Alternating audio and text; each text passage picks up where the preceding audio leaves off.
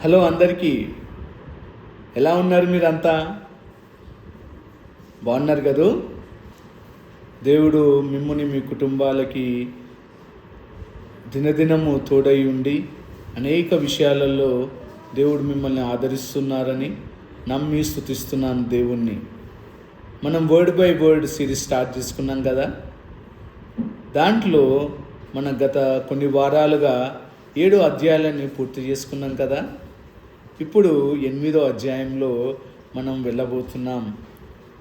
కొన్ని సత్యాలను తెలుసుకునే ముందు దేవాతి దేవుని సహాయం కోరుతూ ఆయన మన నేత్రాలను, మన హృదయాలను ఆయన వైపు కేంద్రీకరించేలాగా ఒక్క క్షణం ప్రార్థించుకుందామా?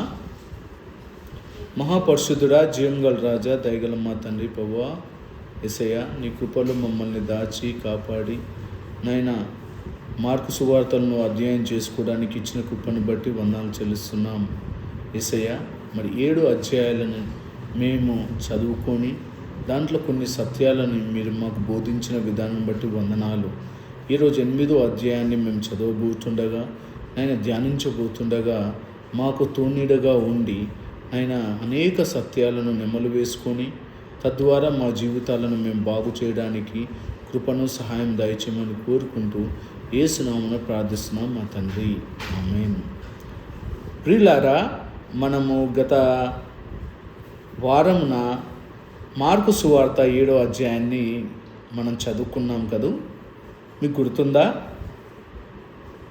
అయితే మార్కు సువార్త 8వ అధ్యాయంకి వెళ్ళకముందు నేను ఒక విషయాన్ని చెప్పాలని ఆశపడుతున్నాను. మార్కు సువార్త 8వ అధ్యాయం కంటే ముందు 7వ అధ్యాయంలో దేవుడు కొన్ని కార్యాలను చూపించి అన్య దేశములలో, అంటే తూరు, సిదోను, దెకపోలి అనే దేశంలో కానీ, ఆ దేశంలో అన్య దేశాలు ఇవన్నీ కూడా. సో దేవుడు ఇప్పుడు యూదయ లేకపోతే గలిలియా ప్రాంతంలో నుండి ఆయా దేశాలకు వెళ్ళి అన్యజనులతో మాట్లాడడం మనం చూస్తున్నాం కదా. అక్కడ మీరు 7వ అధ్యాయంలో చూస్తే చివరిగా కదా, తూరు సిదోనులో ఆమె అన్యురాలు, సునేకి రాయలు అయిన వంశంలో నుంచి వచ్చిన క్రీస్తు స్త్రీని యేసు ప్రభు టెస్ట్ చేసి ఆమె విశ్వాసాన్ని ఎంత బలంగా ఉందో తెలుసుకొని పరీక్ష పెడితే ఆమె దాంట్లో పాస్ అయిందనమాట కదా, పాస్ అయిపోయింది.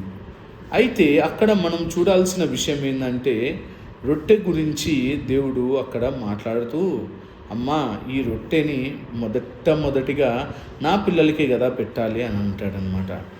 అయితే నేను ఎందుకు చెప్తున్నానంటే, ఈ 8వ అధ్యాయంలో కూడా అనేక సత్యాలు రొట్టె గురించే ఉన్నాయి, రొట్టెల గురించే ఉన్నాయి.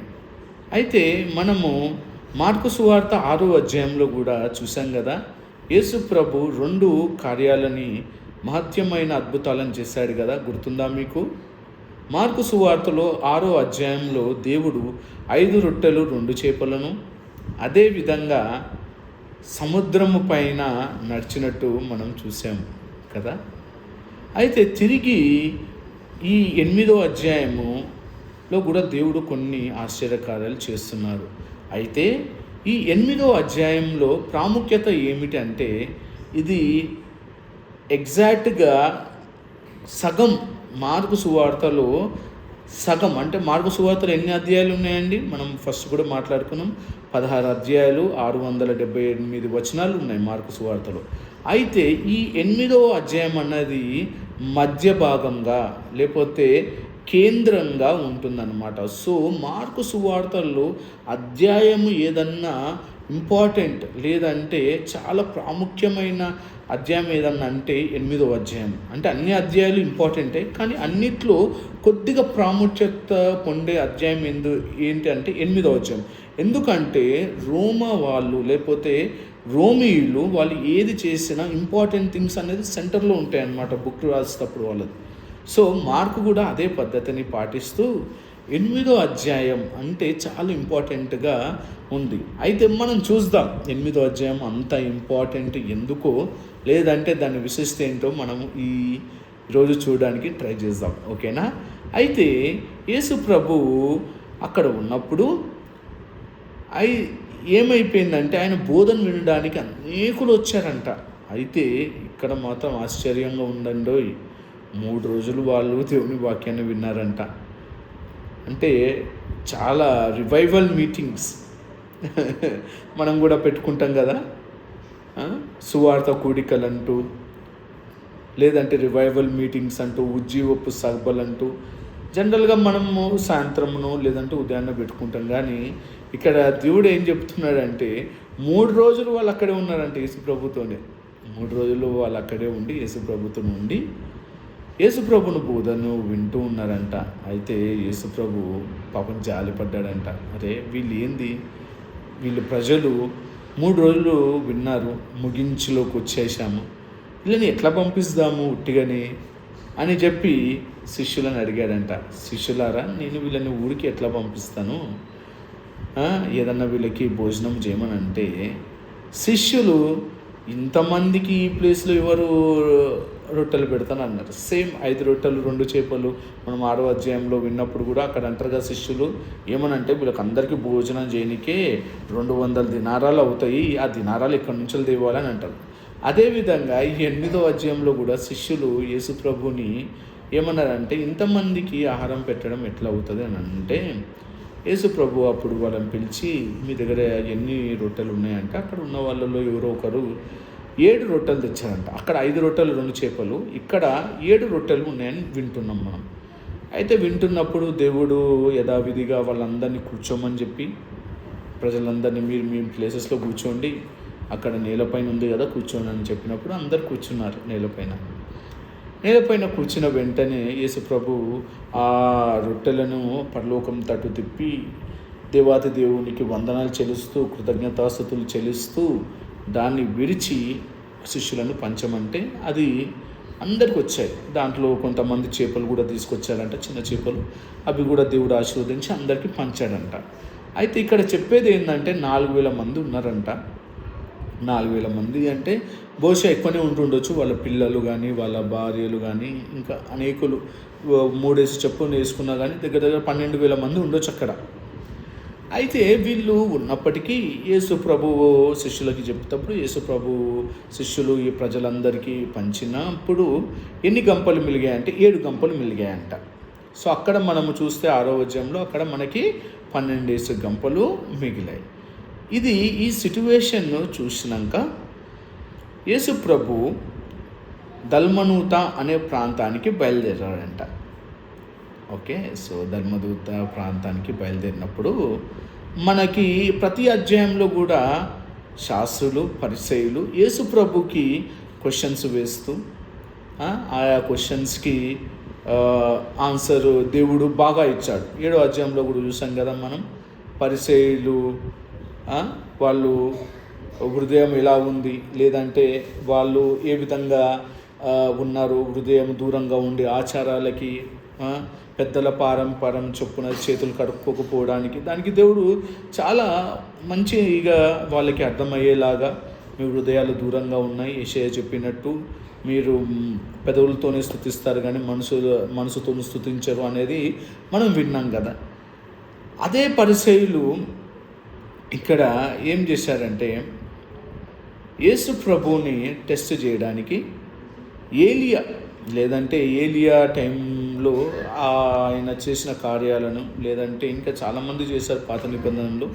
ఇక్కడ వాళ్ళు అదే సూచక క్రియలు అడుగుతున్నారు. ఏమనంటే పరలోకం నుండి నువ్వు ఏదన్నా సూచక క్రియలు చెయ్యి అన్నప్పుడు యేసు ప్రభు చాలా సింపుల్గా ఆన్సర్ ఇచ్చాడు.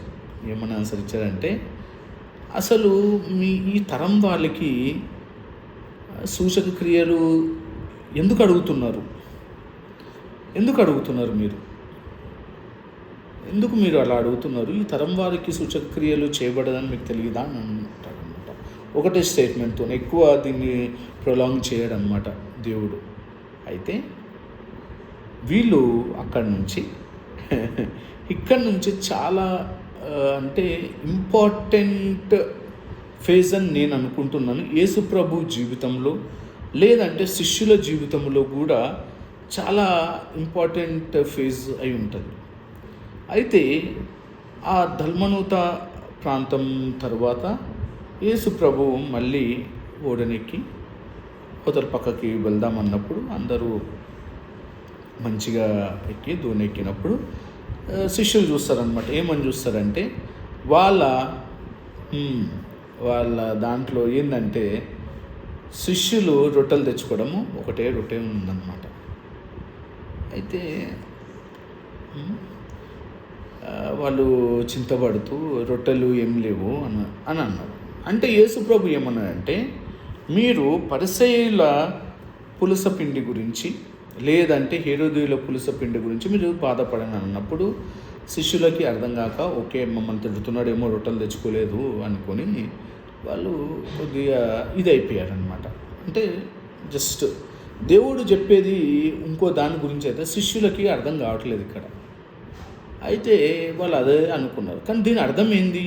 పులిసిన పిండి ఏంటి, పరిసెలకు పులిసిన పిండి ఏంటి, హేరోదుల పులిసిన పిండి ఏంటి అని మనం ఆలోచన చేస్తే, పరిసెలో పులిసిన పిండి అని అంటే పులిసిన పిండి ఇక్కడ చూపించేది అబద్ధ బోధ అన్నమాట. సో యేసు ప్రభు ఏమంటున్నాడంటే శిష్యులతోని, మీరు జాగ్రత్తగా ఉండండి, ఆ బోధలు మీరు వినకండి.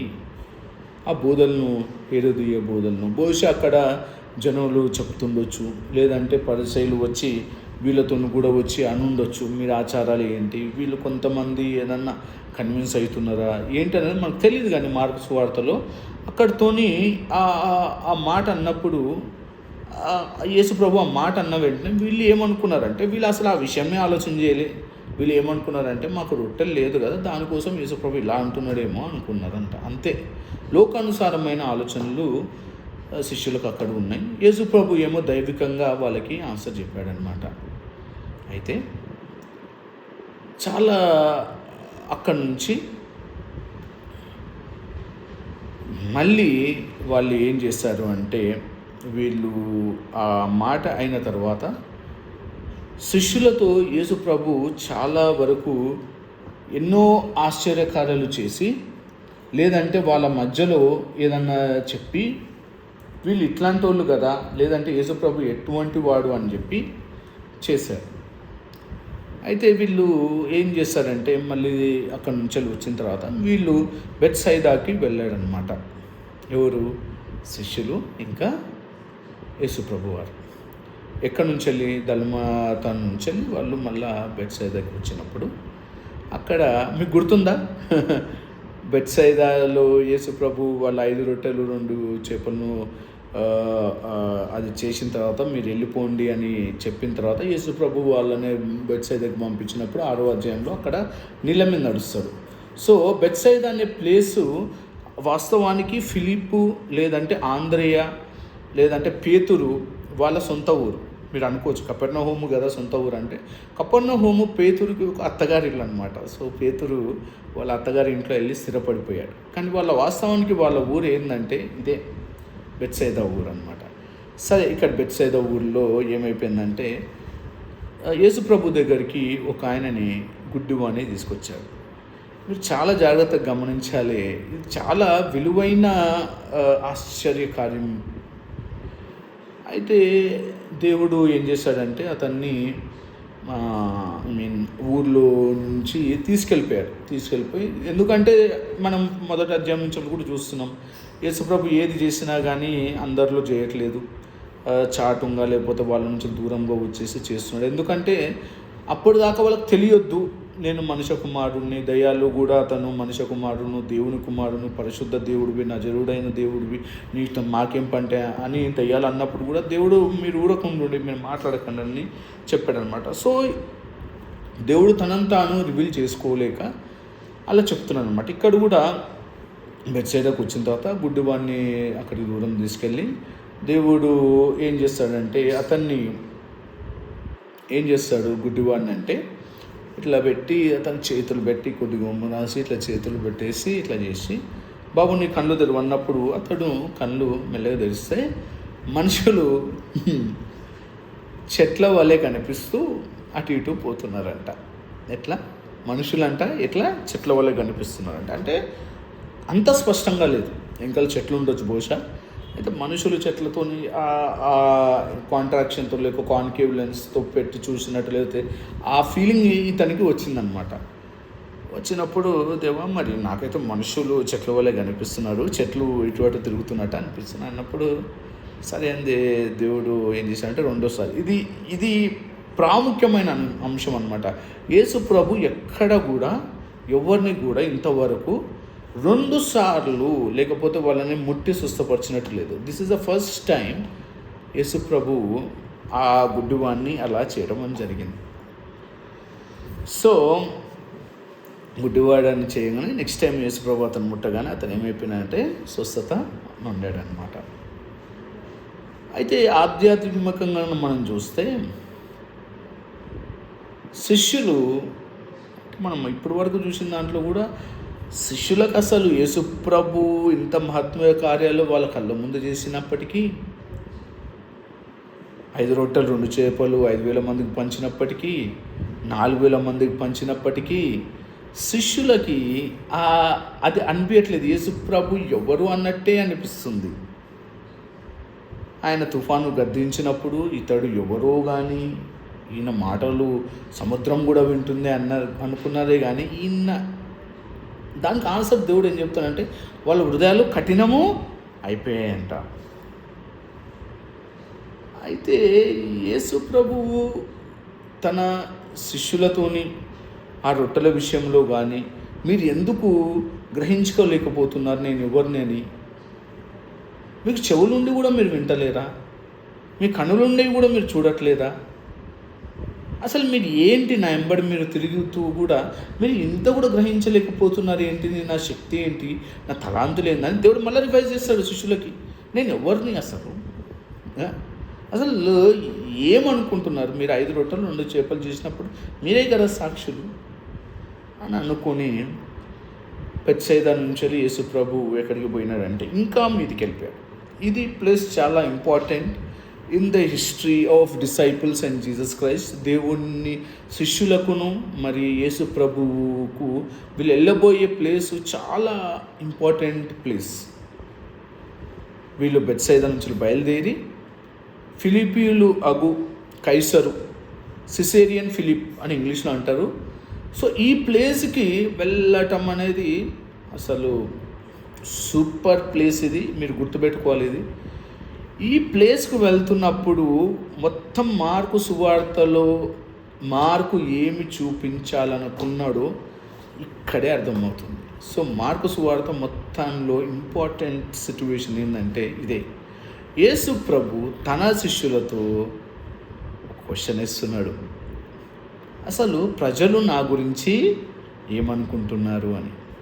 ఇంతకంటే ముందు కూడా చూసాం కదండి మనం 6వ అధ్యాయంలో కూడా చూసాం కదా. హేరోదు రాజు యేసు ప్రభు గురించి బాప్తిజం ఇచ్చి యోహానని, ఇతరు కొందరిని ఏలియా అని, కొందరు మరొకరు ప్రవక్తలని అనుకున్నది ఆ సిచ్యువేషన్ చూసాం కదా. ఇక్కడ కూడా శిష్యులు ఏమంటున్నారంటే, అయ్యా మరి ప్రజలైతే మీ గురించి ఇలా అనుకుంటున్నారని సేమ్ వర్జన్ చెప్పారు. ఏం వర్జను? మీరు బాప్తిజం ఇచ్చి యోహాను, లేదంటే ఏలియా, లేదంటే ఇతర ప్రవక్తలలో ఒక ప్రవక్తలు అనుకుంటున్నారయ్యా అన్న. చలో వెరీ గుడ్. సరే ఆల్మోస్ట్ ప్రజలు అక్కడి దాకా రాలే కానీ వచ్చినారు. Then question to disciples. Yesu ప్రభు శిష్యులకి క్వశ్చన్ వేస్తున్నాడు, right on to the point. Yesu ప్రభు ఏమన్నాయంటే, సరే వాళ్ళైతే అట్లా అనుకున్నారులే శిష్యులు, మరి మీరేమనుకుంటున్నారు? మీరు కూడా ఏమనుకుంటున్నారు యేసు ప్రభుని గురించి? క్వశ్చన్ టు మీ ఆల్సో, నేనేమనుకుంటున్నాను యేసు ప్రభు గురించి అని ఆలోచిస్తే 100 మార్కులు వచ్చేసాయి. ఎవరికి? పేతురికి.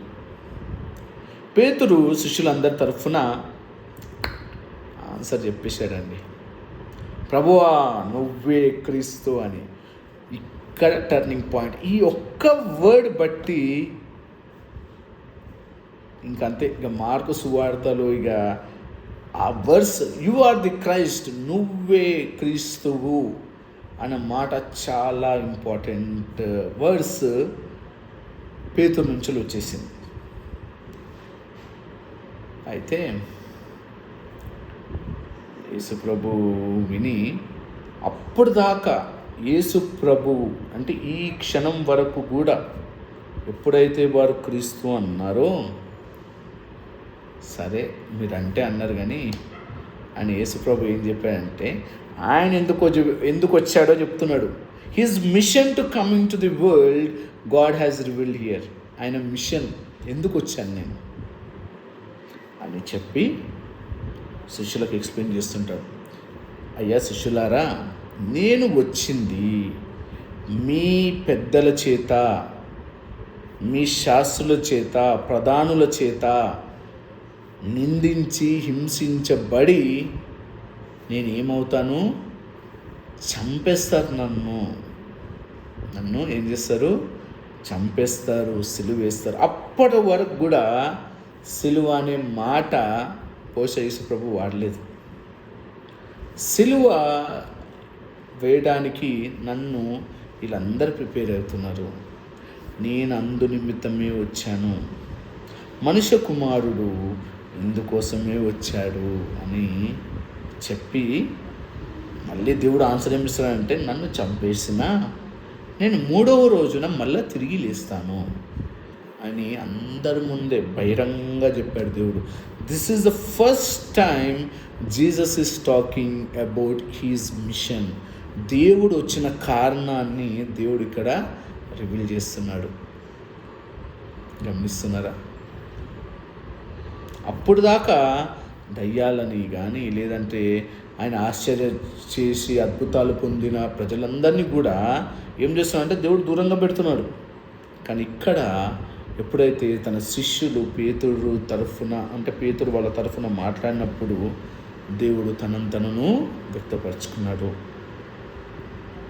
వ్యక్తపరచుకొని యేసు తన మరణాన్ని, తన పునరుత్థానాన్ని చెప్పాడు.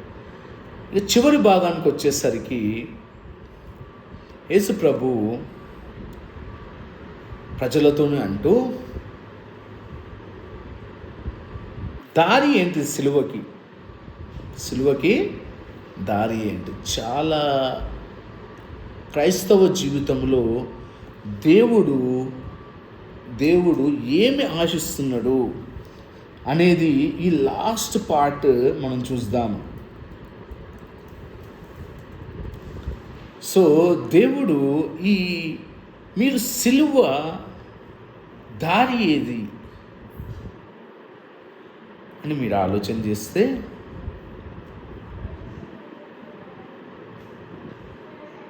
దానికంటే ముందు పేతురు ఎప్పుడైతే యేసు ప్రభు మరణము లేదంటే అతని పునరుత్థానము అని అంటే పేతురు తీసుకోలేకపోయాడు. అప్పుడు దాకా పేతురు ఏమన్నాడండి యేసు ప్రభుని గురించి? ఈయననే దేవుడు, యు ఆర్ ది క్రైస్ట్ అన్న వ్యక్తి ఎప్పుడైతే యేసు ప్రభు తనను తాను వ్యక్తపరచుకొని తను వచ్చిన కారణం ఏమిటి, తను ఏ పర్పస్ మీద వచ్చాడో, తన మిషన్ ఏంటో మొత్తం ఎక్స్ప్లెయిన్ చేస్తుంటే పేతురు యేసు ప్రభు చేయి పట్టుకొని దాన్ని లాగటము లేదంటే దారి పక్కన చేయటమని చూశాడు. యేసు ప్రభు వెంటనే శిష్యుల వైపు చూసి, సాతానా ఇక్కడి నుంచి వెళ్ళిపో, నీకు ఇక్కడ మనుషులు మాట్లాడుతుంటే నీకేం పని అని చెప్పి పేతురుని గద్దించాడంట. పేతురు బహుశా యేసు ప్రభుని ఒక రాజుగా లేకపోతే రారాజుగా, ఈయన మెస్సయ్య లేకపోతే క్రైస్తు అన్నప్పుడు పెద్దగా ఊహించుకొని ఉండొచ్చు. కానీ యేసు ప్రభు ఎప్పుడైతే చెప్పాడో, నేను వచ్చిన అందుకోసం కాదు, నేను మీ అందరి పాపాల కోసం చనిపోయి 3వ రోజున తిరిగి లేసానప్పుడు పేతురు తీసుకోలేదు. ఆయన ఎంకల్నే ఉండి ఆలోచన చేస్తున్నాడు అనమాట. దేవుడు అప్పుడు అంటున్నాడు, నన్ను వెంబడించాలంటే 3 రీజన్స్ ఇచ్చాడండి. అద్భుతమైన రీజన్స్. క్రైస్తవత్వానికి ఇది పునాది. శిష్యులకు లేదంటే ప్రజలకు ఎవరైనా క్రీస్తుని వెంబడించాలంటే చాలా ఇంపార్టెంట్ థింగ్స్ దేవుడు చెప్తున్నాడు. దేవుడు మన నుంచి ఏం ఆశిస్తున్నాడంటే, మిమ్మల్ని మీరు ఉపేక్షించుకొని, డినై యువర్ సెల్ఫ్, మీ సిలువను మీరే మోసుకొని take up your cross and finally చివరిగా నన్ను వెంబడించండి అండ్ ఫాలో మీ.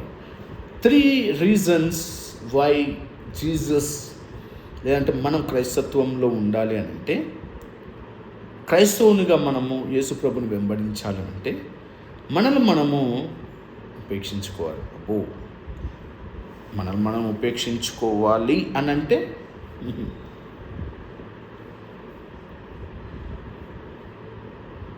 మనల్ని మనం ఉపేక్షించుకోవాలి. మన సిలువ మనము ఎత్తుకోవాలి. మన సిలువ అంటే ఏమిటి, లేకపోతే మనల్ని మనం ఉపేక్షించుకోవాలంటే ఏంటిదంటే, దేవునితో మనం ఉన్నప్పుడు నిందలు, అవమానాలు, లేదంటే శరీర ఇచ్ఛలను,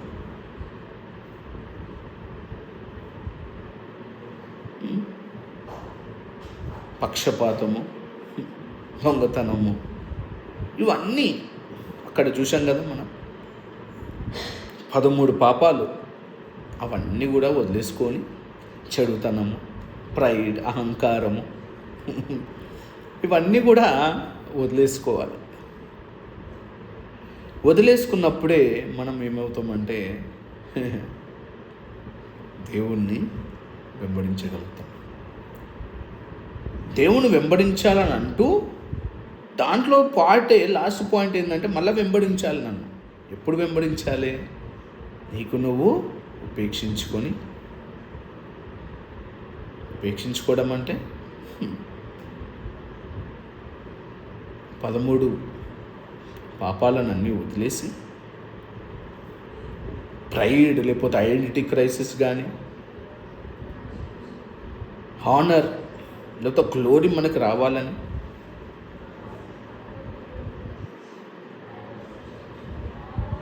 లేదంటే ఇంకేదన్నా మనకి శరీర ఇచ్ఛలతో ఉన్నప్పుడు అది మనం డినై చేసుకోవాలి అని దేవుడు అంటుంటే, మన క్రైస్తత్వంలో మన ఈరోజు సంఘాలలో అది లేదు. లోకం వైపు పరిగెడుతున్నాం, లోకంతో చూస్తున్నాం, లోకం మన మీదకి వచ్చేసింది. అయ్యో ఈ జాబ్ లేకపోతే ఎట్లా, లేదంటే ఈ మాత్రం చేయకపోతే ఎట్లండి, ఇంత చేసుకొని లక్షలు సంపాదించకపోతే ఎట్లండి, పెళ్లి సంబంధానికి వస్తే అబ్బాయికి ఎన్ని లక్షలు ఉన్నాయి,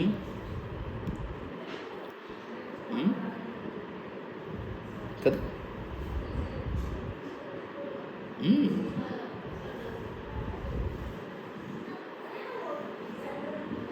అనేది చాలా ఇవాళ అయిపోతున్నాయి. ఎందుకంటే మనం రిచ్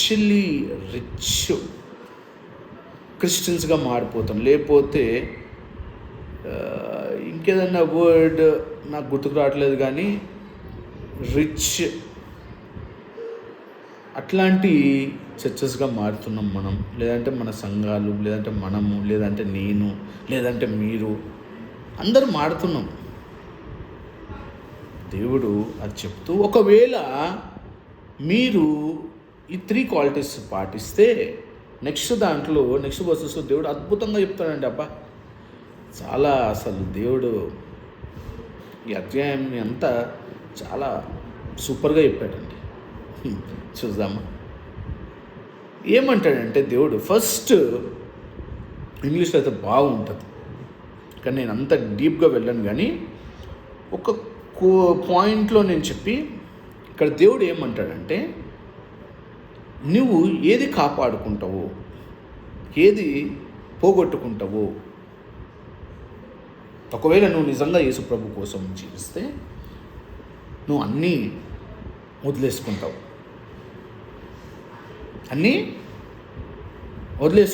నువ్వు వదిలేసుకున్నావు అంటే నువ్వు పొందుకున్నట్టు అని దేవుడు అంటున్నాడు. విచిత్రంగా ఉంటుంది మెటమార్ఫిజం. ఇక్కడ దేవుడు చాలా బాగా సెంటెన్స్లో రాస్తాడు.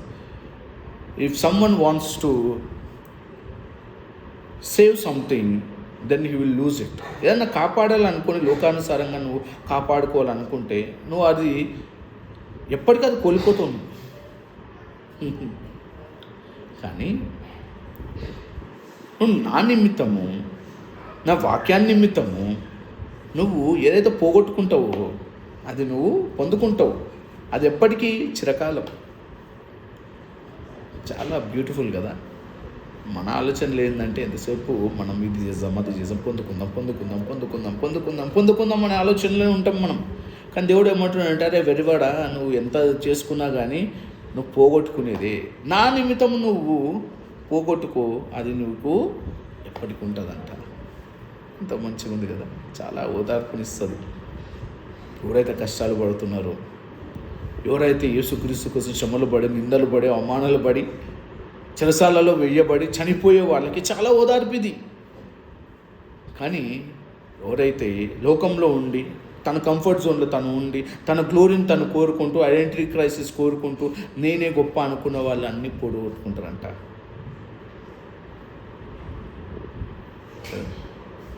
దేవుడు ఇటువంటివి ఎన్నో మన జీవితాల్లో చేస్తుంది. ఇది ఫస్ట్ క్వాలిటీ దేవుడు చెప్పేది. ఒకవేళ నువ్వు నిజంగా నా కోసం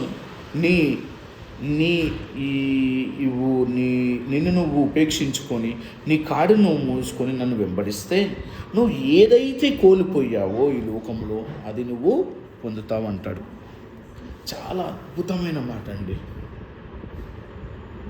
అది మొదటిది. రెండోది లాభము నష్టము. లాభము నష్టము ఏమిటంటే, ఒకడు ఈ లోకమంతా సంపాదించుకొని తన ఆత్మ కోల్పోతే ఎట్లా? అంతే కదా. మన ఆత్మ గురించి చెప్తున్నాడు దేవుడు ఇక్కడ. అరే బాబు, నువ్వు ఇదంతా సంపాదించుకుంటావు, నీ కోసం నువ్వు చేసుకుంటున్నావు, అంతా చేసుకుంటున్నావు, కానీ at end of the day నువ్వు కోల్పోతే, నీ ఆత్మ కోల్పోతే ఏం లాభం రా? ఆలోచిద్దాం. నువ్వు నేను ఆలోచన చేయాల్సింది ఏంటంటే, మన ఆత్మ మనం చనిపోయిన తర్వాత ఈ శరీరము ఉండదండి. శరీరం ఉండదు, ఆత్మనే మిగిలిపోతుంది. నువ్వు ఒకవేళ ఈ లోకమంతా సంపాదించుకొని చివరిగా నీ ఆత్మను యేసు ప్రభువు దగ్గర లేకపోతే ఏం లాభం అండి మనకి? ఆలోచన చేద్దాం. ఆలోచన చేసి మూడవదిగా దేవుడు మనకి క్వశ్చన్ వేస్తున్నాడు. ఈ 2 పాయింట్స్లో పైదానికి క్వశ్చన్కి ఆన్సర్ ఉంది. ఈ థర్డ్ దానికి చూస్తే, నీ ఆత్మకు నువ్వు ఏమి ప్రతిఫలం ఇవ్వగలుగుతావు? నీ ఆత్మకి నువ్వు ఏమి ప్రతిఫలం ఇవ్వగలుగుతాం? ఆన్సర్ మీరే చెప్పుకోవాలి. దేవుడు కూడా అదే అంటున్నాడు. మీ ఆత్మకి మీరు ఏం పెట్టగలుగుతారు స్వామి? లక్షలు పెడతారా? మీ ఆత్మను కొనుక్కుంటారా మీరు? No one can buy the soul. ఇక దేవుడు లాస్ట్కి ఏమంటాడంటే, ఒకవేళ ఈరోజు నా నిమిత్తం, అంటే దేవుని నిమిత్తము, దేవుని వాక్యము నిమిత్తం నువ్వు చెప్పడానికి, లేదంటే దాని గురించి నువ్వు సిగ్గుపడితే రేపుడు దేవుడు వచ్చే రోజు, మహిమ గల దేవుడు మహిమైశ్వర్యంతో వచ్చే రోజు, తన దూతలతో వచ్చే రోజు నిన్ను చూసి సిగ్గుపడతాడు. నువ్వు ఈరోజు దేవుని వాక్యాన్ని, లేకపోతే దేవుని యొక్క ఉద్దేశాలని, దేవుని యొక్క నిన్ను నువ్వు డినై చేసుకోలేకపోయి, నిన్ను నువ్వు సబ్మిట్ చేసుకోలేకపోయి, నీ క్రాస్ని నువ్వు ఎత్తుకోలేకపోతే నువ్వు సిగ్గుపడుతున్నావు. పడితే దేవుడు ఆ రోజు వచ్చేసరికి దేవుడు నిన్ను చూసి సిగ్గుపడతాడంట. ఇది మనకి ఆ రోజు వద్దు నాయన కదా. అంత చాలా గట్టిగా దేవుడు చెప్తున్నాడు. సో ఆలోచన చేస్తున్నాం మనం కూడా. ఇలా చెప్పుకుంటూ పోతే ఈ అధ్యాయంలో అంతా ఇంకా చాలా విషయాలు ఉన్నాయి. కానీ మనం ఎన్ని చెప్పినా ఏది చేసినా కానీ ఒక్కటి మాత్రం గుర్తుపెట్టుకోండి, మీరు దేవునితో మనము డినై చేసుకుంటున్నామా, మన కాడిని మనం ఎత్తుకుంటున్నామా అనేది గమనించండి ప్లీజ్. ఇలా ఎన్నో సత్యాలు దేవుడు చెప్తుంటాడు. బైబిల్ చదవండి, ప్రార్థన చేసుకోండి. ఒక్కసారైనా దేవుణ్ణి మీ బిజీ లైఫ్లో దేవుని ఒకసారి గుర్తు చేసుకోండి. మిమ్మల్ని మీరు డినై చేయడం స్టార్ట్ చేసుకోండి. ఎందుకంటే రానున్న రోజులలో దేవుడు నన్ను ప్రశ్న అడగబోతున్నాడు. బిడ్డ, నేను నీకోసము ఇంత చేశాను, చనిపోయాను, తిరిగి లేసాను, నా కోసము నేను చెప్పాను కదా మీకు ఇలా ఉండాలని. మీరు ఎందుకు ఉండలేకపోతున్నారు? ఎంతసేపు లోకం వైపేనా? సరే, మనం లోకం వైపు తిరిగినా కానీ నా కోసం మీరు ఏం చేస్తున్నారు? ఒక ఆదివారం వెళ్ళి చర్చికి వెళ్ళిపోతే అయిపోతుందా? మీ సొంత ప్రయోజనం కోసమే కదా. నా కోసం మీరు ఏం చేస్తున్నారు? మీ చర్చికి ఎందుకు వస్తున్నారు? ఆశీర్వాదాల కోసం కదా. మనము దేవుని కోసం ఏం చేస్తున్నాం? ఒక స్టెప్ అని వేసావా దేవుని కోసం? ముందుకి ఒక అడుగు, దేవుని కోసం ఒక అడుగు వేసావా? ఏం చేసావు దేవుని కోసం? నీ సొంత ప్రయోజనాల కోసం ప్రార్థన చేయటం కాదు, కానీ దేవుని కోసం నిన్ను నువ్వు ఎప్పుడన్నా తృణీకరించుకొని నీ సిలువను నువ్వు మోసుకొని వెళ్ళి ఆయన వెంబడిస్తాను అని అనుకున్నావా? చలో, ఈరోజు నన్ను ఏం బుద్ధిగా నా గురించి ఏం అడగను దేవునికి, నేను దేవునితో నమ్మకంగా ఉంటాయి ఒక్కరోజు అని అనుకున్నావా? అనుకోకపోతే ఈరోజు నుంచి అనుకో. లోకం వైపు మనము తిరగొద్దు, లేకపోతే లోకాశల వైపు వెళ్ళొద్దు అని దేవుడు అంత ఖండితంగా చెప్తే లాస్ట్కి ఏమంటారు? నువ్వు ఇదంతా సంపాదించుకుంటున్నావు బాబు, బాగానే ఉంది, కానీ అంత సంపాదించుకొని నీ ఆత్మను కోల్పోతే ఏం లాభం నీకు? ఏదైనా లాభం ఉందా మనకి? మన ఆత్మను మనం కొనుక్కోగలుగుతామా అని దేవుడు అడుగుతున్నాడండి. ఒకసారి మనం పరీక్షించుకొని ఒకసారి దేవుడిని అడుగుదామా? కళ్ళు మూసుకుందామా? యేసయ్య, మహాపరిశుద్ధుడా, జీవగల రాజా, దయగల మా తండ్రి ప్రభు, నీ కాడు మొయ్యుటకు నాయన నిన్ను వెంబడించాలంటే మమ్మల్ని మేము డినై చేసుకొని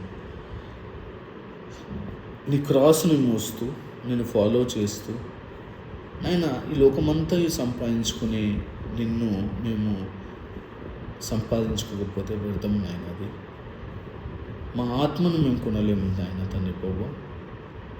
మరి మేము ఒకవేళ నీ నిమిత్తం సిగ్గుపడి ఈ లోకంలో ఉంటే నాయన, మీరు వచ్చిన రోజు నాయన మా గురించి సిగ్గుపడతారంటున్నారు. అటువంటి పరిస్థితులు మాకు రాకుండా నాయన ఈ వాక్యం విన్న ప్రతి ఒక్కరిని నాయన మీరు హెచ్చరించి, నన్ను కూడా హెచ్చరించి నాయన, నా మనస్సులో నాయన మా అందరితో మీరు మాట్లాడి నాయన మా జీవితాలకి నాయన నిజమైన దేవుడు నువ్వు అని మమ్మల్ని మేము డినైన్ చేసుకునే కృపను మాకు అందరికీ ఇస్తారు అని నాయన, ధైర్యాన్ని నాయన, కావాల్సిన సమర్థతను, కావాల్సిన సపోర్ట్ అండ్ గైడెన్స్ని మాకు దయచేస్తారని నమ్మి స్తుతిస్తూ యేసు నామములో ప్రార్థిస్తున్నాం మా తండ్రి, ఆమేన్. ప్రియులారా, మీరు కూడా చదవండి దేవుని వాక్యాన్ని. ఇంకా మీకు ఏదన్నా ఈ వీడియో చూసిన తర్వాత మీకు అనిపిస్తే కమెంట్ రూపంలో, లైక్ రూపంలో కదా దేవుణ్ణి ఘనపరుస్తూ మరొకసారి కలుసుకుందాం. అంతవరకు సెలవు అండి. థ్యాంక్ యూ అందరికీ. Praise the lord.